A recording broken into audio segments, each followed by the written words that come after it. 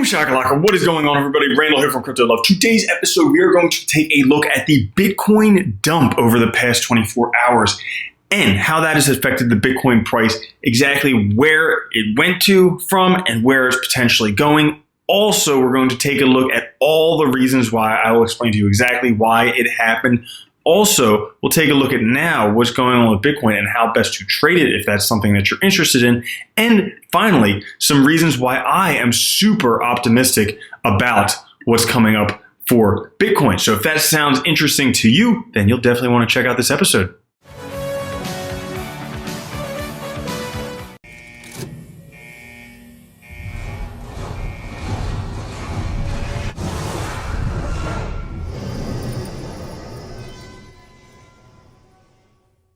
Now, if we take a look at Bitcoin for the past 2 weeks, we're bouncing back and forth between the $7,800 to $8,600 area. Yesterday, we broke out.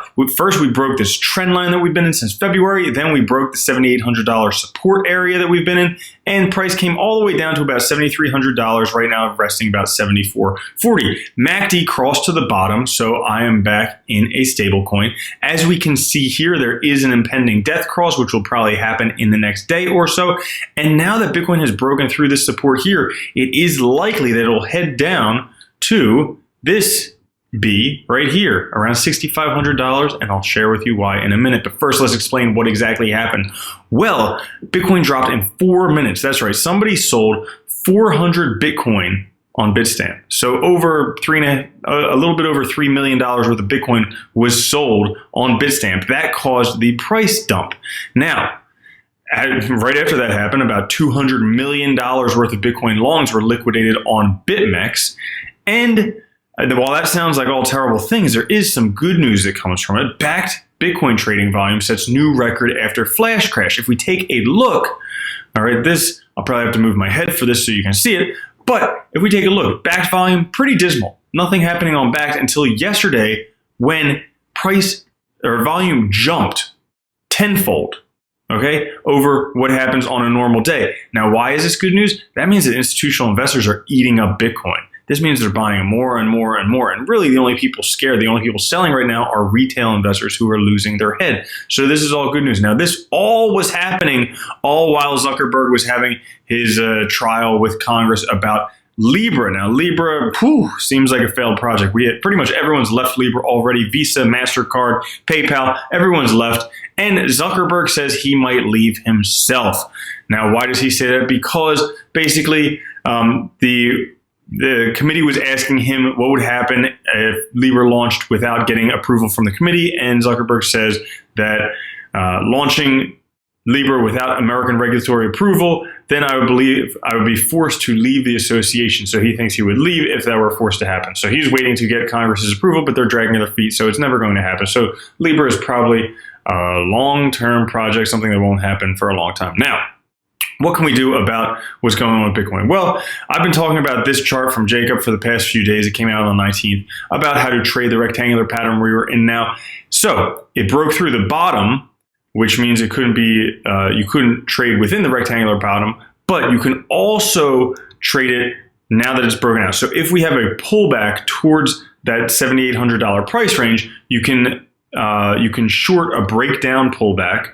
And the key here is make sure there's a high buy side volume on the breakout or a high sell side volume on the breakdown for stronger confirmation. So basically, if the price were to come back here and then we start seeing some sell, then you could potentially short it. But obviously, be careful with all that stuff. The other thing that I wanted to talk about, so Trading Shot has been talking about this for a while. Since October 3rd, I mentioned his chart here where he talks about how the price is likely going to break down to $6,500 before it actually takes off. And so this is 2 weeks ago, plus he was saying, yeah, price is likely to break down. Well, he says, well, now that Bitcoin's at $7,500, what are the new dynamics? And as you can see here, Bitcoin is still in a downtrend. Okay, we've just been in that downtrend since it peaked out at about $14,000, and it'll continue to go down that way until we get into the MA long-term buy zone, which is between the 1,000 to 1,600 day moving averages. Once we reach that, then Bitcoin price will take off right around $6,500 potentially for the buy-in. Now, why am I super excited about Bitcoin despite all this bad thing? Well, first off, you can certainly buy more Bitcoin at cheaper prices, which is awesome. But I mean, I hodled Bitcoin and the price went down. So, well, guess what? Hodling is a long-term thing. And also, before I get into this stuff, I just want to touch on the daily MACD. So, daily MACD is something that I trade because I only have to trade it a few times a month. Now, not every single trade is a winner, but the winners win big and the losers lose small. So, the last time, this last MACD trade got in higher than we went out, okay? So not a great trade there, but MACD is a long-term trading strategy over years. So I'm not worried about these little things. I'm not worried about losing a little bit here because guess what? I sold at 10,000 and bought back in at 8,000. So really not that big of a loss overall when you look at things on a long-term trend. So that's one thing, but also Cameron Winklevoss the other day tweeted, $17 trillion are currently held in negative interest bonds. 17 trillion reasons why you should own Bitcoin. And I'm thinking to myself, why the fuck would people put their money in a bond that has a negative interest rate? That means you put your money, you pay $100 for a bond. When it matures, you get $99 back. That doesn't make sense, okay? So I looked it up. I was like, who would want to buy these things? And apparently, this is on NPR, they say that people are so unsure of investments nowadays, they have so little faith in investments right now, that they feel that it's more safe to buy a negative interest investment than to actually try any other investments, which is absolute bullshit. Absolute bullshit, because we have things like Bitcoin that historically get great returns. So I don't know why people will buy this type of stuff. But furthermore, I did some math, okay? Because I love doing math. Well, we had this most recent sell. Somebody sold 400 Bitcoin at $8,100. That's roughly $3.2 million worth of Bitcoin. And that caused a $1,000 price jump. So it went from like 8,200 all the way down to 7,200, bounce back up, okay? So basically, the price is affected by a factor of 3,240 to 1. So every $1 that was sold every $3,000 that was sold affected the price by $1. Now, we want $1 million Bitcoin.